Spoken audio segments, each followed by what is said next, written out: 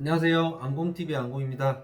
며칠 전에 제가 올렸던 영상에서 취득세 개정안에 대한 내용들을 좀 설명을 했었습니다.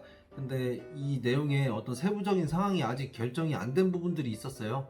예를 들면 일시적 2주택이나 주택수에서 빼주는 합산 제외주택 이런 것들은 아직 정해지지 않았었는데 그 내용들이 이제 정해졌기 때문에 거기에 대한 내용을 짧게 정리를 해볼까 합니다. 다른 내용들을 보는 것보다 이 질의응답 내용을 보는 게 가장 여러분들이 이해하시기가 쉬울 것 같아요. 그래서 질의응답 중에서 좀 중요한 것만 제가 몇 개를 추려봤습니다. 그 분양권 및 입주권도 취득세가 중과가 되는지, 주택이 준공되기 전이라도 분양권 및 입주권은 주택을 취득하는 것이 예정되어 있으므로 소유 주택수에는 포함이 된다. 분양권 및 입주권의 그 권리 자체에 취득세가 중과되는 건 아니지만 준공되기 전이라도 주택 수에는 포함이 된다, 이렇게 정리를 하시면 될 것 같습니다. 근데 여기 이제 단서가 달린 게 이게 소급 적용에 논란이 있기 때문에 법 시행 이후에 신규 취득하는 분양권과 입주권에 대해서만 소유 주택수에 포함을 시키겠다, 이렇게 되어 있습니다. 오피스텔이 주택수에 포함이 되는지를 물어보는 겁니다. 그 재산세가 주택분으로 과세가 되고 있다, 그렇게 됐을 때는 주택수에 포함이 되는 게 맞고요. 근데 이것도 마찬가지로 법 시행 이후 신규 취득하는 분, 거기에 대해서만 이렇게 오피스텔을 주택에 포함시키겠다고 합니다. 오피스텔 분양권 같은 경우에는 실제 사용 용도가 아직 준공 전이잖아요. 그렇기 때문에 주거용인지 상업용인지 지금 현재 상태는 확정된 게 아니에요. 그렇기 때문에 그 오피스텔의 분양권은 주택수에 포함을 시키지 않습니다. 그리고 주거용 오피스텔의 경우에도 취득세가 중과가 되는지, 오피스텔 자체에 취득세가 중과가 되는지를 물어보는 건데, 내가 여러 개의 주택을 갖고 있고 오피스텔을 만약에 취득을 해요. 그럴 때는 주거용 오피스텔이라도 이 취득세 자체가 중과가 되지는 않는다. 왜 그러냐면 오피스텔은 건축물 대장상 용도대로 그 취득세가 부과되는 거기 때문에 취득세율이 4%가 적용이 된다, 이렇게 나와 있습니다. 오피스텔은 자체가 취득세가 중과가 되지는 않는다. 그렇지만 취득세를 따질 때 주택수에는 들어간다, 이렇게 정리를 하시면 돼요. 이번에 나온 것 중에 가장 중요한 거죠. 합산 제외주택입니다. 주택수 합산 및 중과에서 제외되는 주택이 이런 것들이 있다, 이렇게 나왔습니다.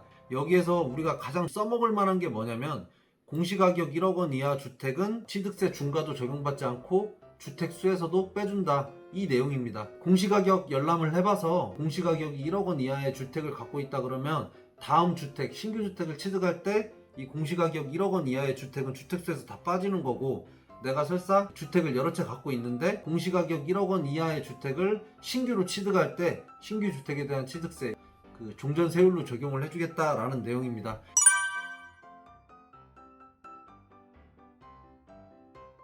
그리고 여기 수익형 부동산을 이제 보시는 분들한테는 좀 중요한 내용이에요. 소유권 보존 등기를 할 경우에는 그때는 기존 세율대로 2.8% 그걸 적용하겠다고 합니다. 원시 취득이잖아요. 승계 취득이 아니기 때문에 그거는 중과 대상이 아니고 그냥 기존 세율대로 적용을 한다, 이렇게 나와 있습니다.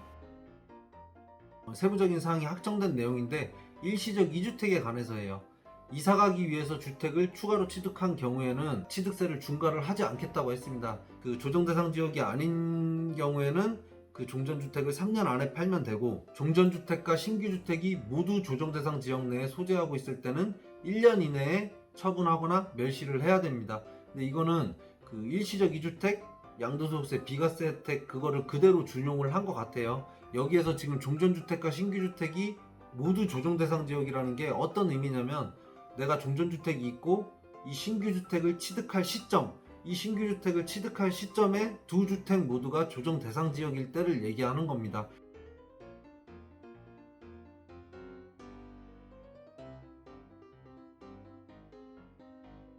근데 만약에 1년 안에 못 팔았다, 그때는 어떻게 되냐면 추징을 당하는데 가산세도 들어간답니다. 이렇게 1년 안에 종전주택을 팔지 못하면은 취득세가 추징이 되는데 양도세도 마찬가지입니다. 1년 안에 처분을 못하게 되면 취득세, 양도세 전부 다 추징이 되는 거기 때문에 세 부담이 상당히 높아질 수밖에 없습니다. 그러니까 여러분들이 그런 경우라면 종전주택을 1년 안에 무조건 처분하는 걸로 계획을 세우셔야 될 거예요. 여기는 제가 저번 영상에서 설명해 드렸던 건데, 7월 10일 이전에 계약을 했고 계약금을 납입한 그 증명을 할 수 있다면 취득일이 시행일 이후가 되더라도 취득세는 종전세율을 적용한다라는 내용이고요. 1주택 소유자가 만약에 비조정지역의 주택을 취득을 할 때는 종전세율을 적용을 합니다. 근데 1주택 소유자가 조정 대상 지역 내 주택을 취득을 한다면 그때 일시적 2주택자가 아니라면 그때는 세율이 8%입니다. 내가 취득하려는 주택이 조정 대상 지역에 있을 때랑 비조정 지역에 있을 때랑 취득세율이 다르다는 겁니다. 그러니까 조정 대상 지역에 있는 걸 취득할 때가 더 취득세가 높겠죠. 그러니까 여러분들이 취득을 할 때 이런 부분들도 좀 유의를 하셔야 될 것 같아요.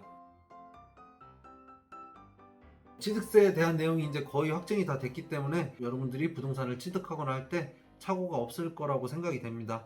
여기까지 촬영 마치겠습니다. 시청해주셔서 감사합니다.